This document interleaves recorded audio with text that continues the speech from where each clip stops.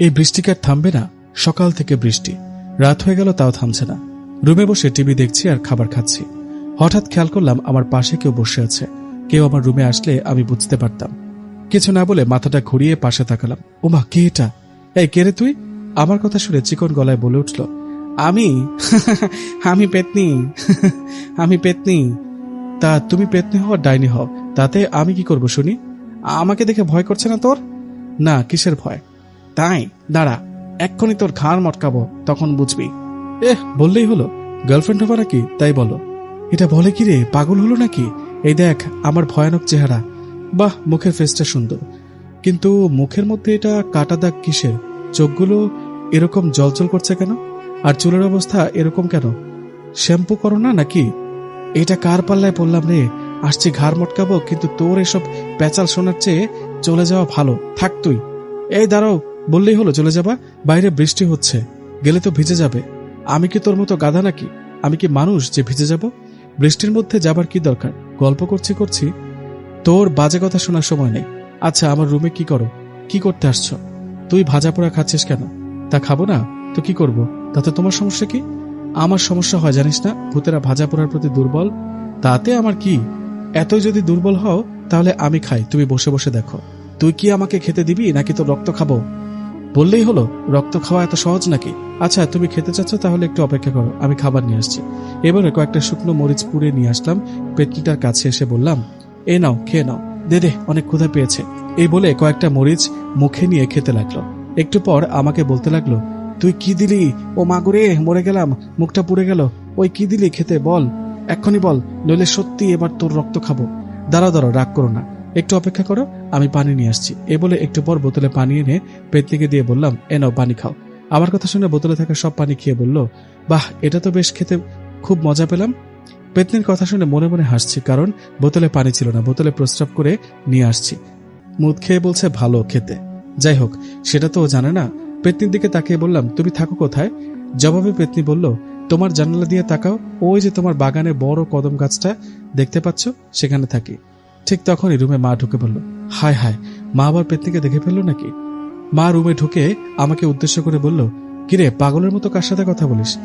না মা, কারোর সাথে না, এতক্ষণ তো ফোনে আমার বন্ধুর সাথে কথা বললাম। ও ঠিক আছে, খেতে আয়। এ বলে চলে গেল মা। মুহূর্তে পেতনি এসে হাজির। পেতনিকে দেখে আমি বললাম, আরে কোথায় গিয়েছিলে? মা তোমাকে দেখতে পায়নি তো? না, দেখেনি, তার আগে বাতাসে মিলিয়ে গেছি আমি এখন আসছি, চলে গেলাম। ওকে যাও, কালকে আবার এসো। মাথা খারাপ, তোমার পাল্লায় আর পড়তে চায় না। আরে আমি আবার কি করলাম? চলো না প্রেম করি, গার্লফ্রেন্ড হবা। এই যে আবার শুরু হলো। থাক তুই। এই বলে বাতাসে মিলিয়ে গেল পেতনিটা। সত্যি বলতে ওর চেহারা অনেক ভয়ানক দেখে আমি অনেক ভয় পেলেও ওকে বুঝতে দেইনি।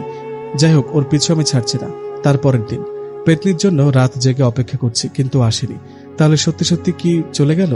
পরের দিন সন্ধ্যার আগে আগে বাগানে গেলাম। সে কদম গাছের নিচে গিয়ে গাছটাকে উদ্দেশ্য করে বললাম, পেতনি, এই কই তুমি? তুমি নাকি এই গাছে থাকো? কালকে আমার রুমে আসোনি কেন? কি হলো, কথা বলছো না কেন? কথা বলো না কেন? এই যে কথা বলো, নইলে তোমার কদম গাছে মুতে দিব কিন্তু। কথাটা বলতে একটা বাতাস সজোরে আমাকে ধাক্কা দিয়ে মাটিতে ফেলে দিল। অনেক ব্যথা পেয়েছিলাম তখন, একটু একটু ভয় করছিল। ওখানে আর দেরি না করে রুমে চলে আসি। সে রাতের ঘটনা। রাতে ডিনার শেষে শুয়ে আছি, হঠাৎ পেতনি এসে হাজির। এসে আমার দিকে গরম হয়ে তাকিয়ে আছে। পেতনিকে দেখে বললাম, আরে আসছো, কালকে আসোনি কেন? পেতনি বলল, পাগল নাকি, বাগানে গিয়েছিলে কি করতে?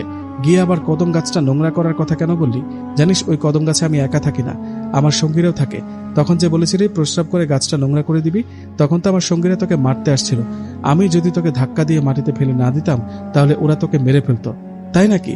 আমাকে বাঁচানোর জন্য অনেক ধন্যবাদ তোমাকে। আচ্ছা, কি খাবে বলো? তোর রক্ত খাবো, দে। ধুর, রক্ত ছাড়া কি আর খাবার নেই নাকি?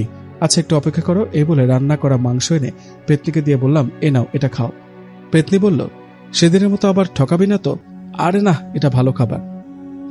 সত্যি এটা খেতে ভালো লাগছে। আচ্ছা, সেদিন যে পানি খেয়েছিলাম, এটা কই? ওটা খাবো। না, ওটা হবে না। না কেন? ওটা খেতে হবে, ভালো লেগেছে ওটা।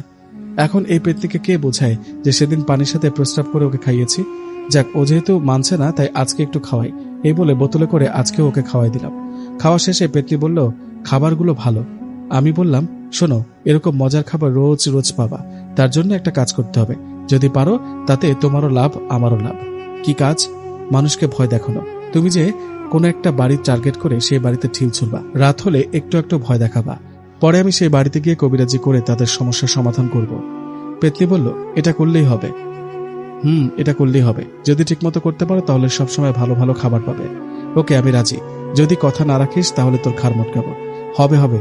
শোনো তাহলে, পাশের ওই যে একটু দূরে রহিম চাচা, আগে ওনার বাসায় গিয়ে শুরু করি।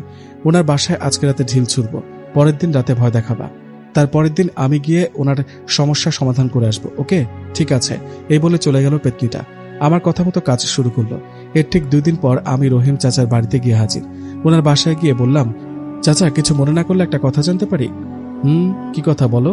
চাচা, রাত হলে আপনার বাসায় কিসের আওয়াজ পায়? কোনো সমস্যা কি? বাবা, অনেক বড় সমস্যা। গত 2 দিন ধরে আমার বাসায় কি সব হচ্ছে কিছু ঠিক লাগছে না। রাত হলে টিনের চালায় কেউ ঢিল ছুড়ে। যখন লাইট নিয়ে খুঁজতে যাই, গিয়ে দেখি আশেপাশে কেউ নেই। কাল রাতে তোমার চাচি একটা কালো ছায়া দেখে ভয়ে জ্ঞান হারিয়েছিল। হঠাৎ বাসায় কি যে হলো, আমি তো কবিরাজের বাড়ি যাব ভাবছি। চাচা, তার আর প্রয়োজন হবে না, কবিরাজ এসে গেছে, হাজির। রহিম চাচা বলল, তাই? কই উনি? আমার অনেক বড় উপকার করলে বাবা। কোথায় কবিরাজ? আপনার চোখের সামনে আমিই কবিরাজ। কথাটা শুনে চাচা আমার দিকে তাকিয়ে বলল, মজা করছো?